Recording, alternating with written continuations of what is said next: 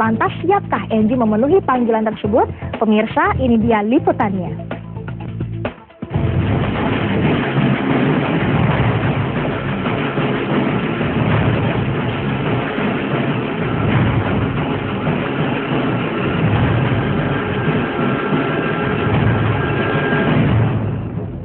Kasus dugaan suap senilai 191 miliar rupiah untuk proyek pembangunan Wisma Atlet SEA Games 2011 di Jakabaring, Palembang, Sumatera Selatan yang melibatkan Angelina Sondakh, anggota Komisi 10 DPR RI dari fraksi Partai Demokrat dan koleganya Muhammad Nazarudin dari Komisi 8 benar-benar mencoret citra DPR sebagai wakil rakyat.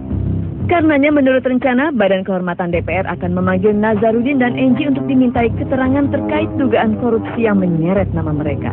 Fakta ini diungkap oleh Nudirman Munir, Wakil Ketua Badan Kehormatan DPR RI saat ditemui di Kompleks Gedung DPR Selasa 31 Mei 2011. Kemungkinan besar kita akan panggil dari Dewan Kehormatan Partai Demokrat dalam rangka melengkapi bukti awal. Kalau bukti awal ini sudah cukup akurat, maka kita panggil yang bersangkutan. Termasuk Nazarudin juga Pak dipanggil? Ya, termasuk Nazarudin. Jadi nanti Angelina dan Nazarudin itu dalam satu paket yang sama? Dalam satu paket yang sama, betul. Oke. Badan Kehormatan DPR pun merasa perlu memanggil dan mencari bukti awal keterlibatan Muhammad Nazarudin dan Angelina Sondakh dalam kasus dugaan suap senilai 191 miliar rupiah untuk proyek pembangunan Wisma Atlet SEA Games 2011 di Jakabaring, Sumatera Selatan. Sesuai dengan kode etik dan tata beracara di DPR RI, Nazarudin dan Enji telah melanggar pasal 1C, di mana keduanya sudah banyak diberitakan di media massa hingga bisa merusak dan membahayakan citra DPR RI. Kewenangan Badan Kehormatan DPR pun didukung oleh Ketua DPR RI Marzuki Ali. Ya, Pak Marzuki saya rasa cukup berjiwa besar ya.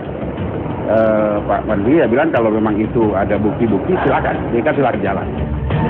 Nama baik dan kehormatan Enji sebagai anggota Komisi 10 DPR RI benar-benar tercereng dengan adanya rencana pemanggilan yang bakal dilakukan oleh Badan Kehormatan DPR RI. Pasalnya, jika terbukti menerima suap, Enji bisa dikenakan sanksi, mulai dari pengunduran diri paksa hingga pemecatan secara tak terhormat. Namun sejak jauh-jauh hari kasus dugaan suap ini mencuat ke media massa, istri mendiang Adji Massaid ini sudah dengan tegas membantah kalau dirinya menerima uang suap. Sudah saya katakan bahwa itu tidak benar, saya tegaskan lagi ya, tidak pernah saya meminta jatah untuk Komisi 10 untuk pembangunan Wisma Atlet. Pernah ketemu Mbak Rosa? Nah ini pernah ketemu Mbak Rosa? Belum Mbak Rosa. Mbak Rosa belum Mbak dulu.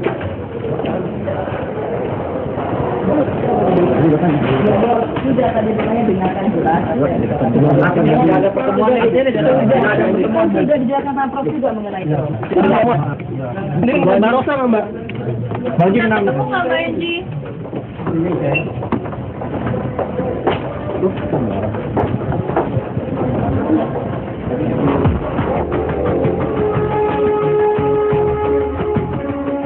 Ujian silih berganti datang menyapa kehidupan Enji.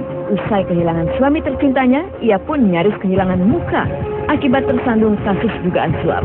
Beruntung Enji punya obat pelipur lara sejati, yakni anak-anaknya. Sesulit apapun ujian yang ia alami, namun Enji harus tetap bertahan dan melanjutkan hidup demi mereka. Kehadiran Kianu Jabar Massaid, buah pernikahannya dengan Adji Massaid, serta Zahwa dan Alia, anak almarhum Adji dari pernikahannya dengan penyanyi Reza Artamevia, benar-benar menjadi penghilangan yang terasa berat pundaknya.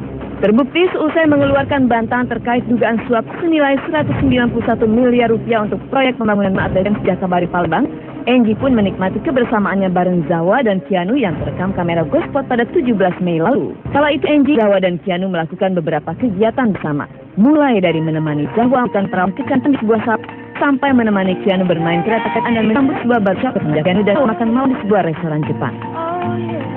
Mantan Putri Indonesia 2011 kelahiran 28 Desember 1977 ini mengaku menghabiskan waktu bersama Kianu, Zahwa dan Alia adalah momen yang langka. Maklumlah, kegiatannya sebagai wakil rakyat yang sangat padat tidak memungkinkan baginya secara rutin menemani anak-anak dan menghabiskan waktu bersama mereka.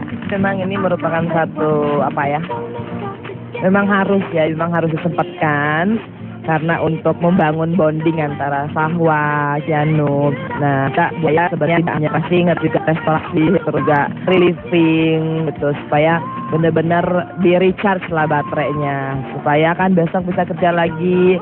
Anak-anak udah ngobrol gitu ya, udah seneng lihat mereka tuh seneng juga gitu. Jadi ya oke lah. Ada sama ibunya,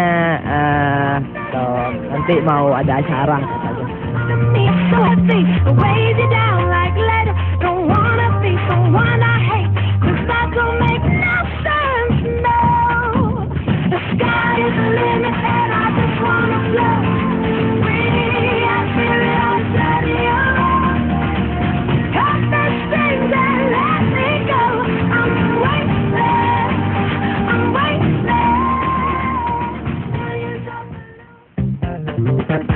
Lepas dari perawatan rumah sakit, Agnes dapat Million Award karena albumnya yang bertajuk Agnes Is My Name laris terjual hingga menembus angka 1 juta kepingannya dalam waktu 3 bulan.